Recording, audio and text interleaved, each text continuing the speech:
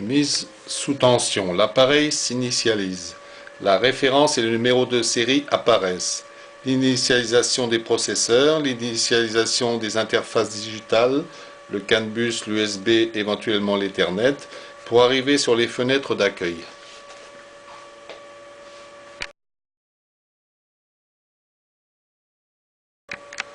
L'appareil à commande digitale permet de nombreuses possibilités de programmation. L'utilisation de la touche Local Menu et l'encodeur voltage donnent accès aux fonctions F1 à F14.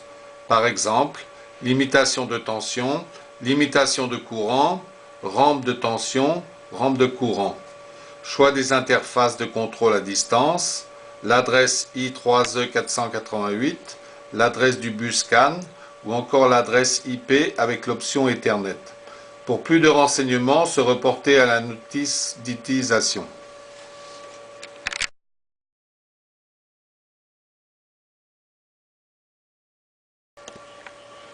Avant toute mise sous tension, l'appareil offre la possibilité de régler la tension et le courant selon les critères désirés, signalés par un S comme setting clignotant.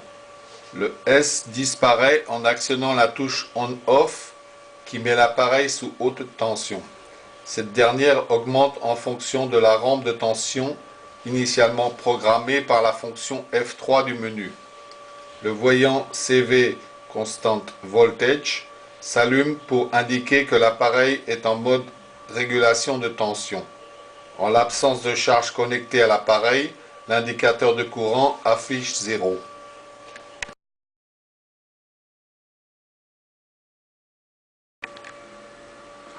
Le contrôle à distance via une unité centrale est prioritaire sur l'appareil. Cela se concrétise par le voyant Remote. L'ordre venant de l'ordinateur est retransmis à l'appareil qui l'exécute.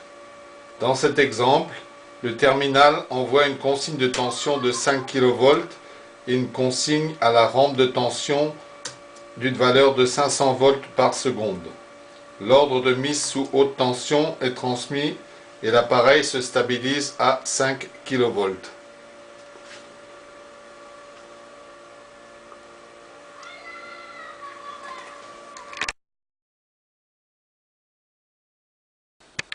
Sur la face arrière, nous trouvons dans l'ordre le connecteur USB, l'interlock de sécurité, le connecteur sub-D 9 points du bus CAN, le connecteur LEMO plug de 30 kV, des fiches bananes de mise à la terre et la fiche secteur.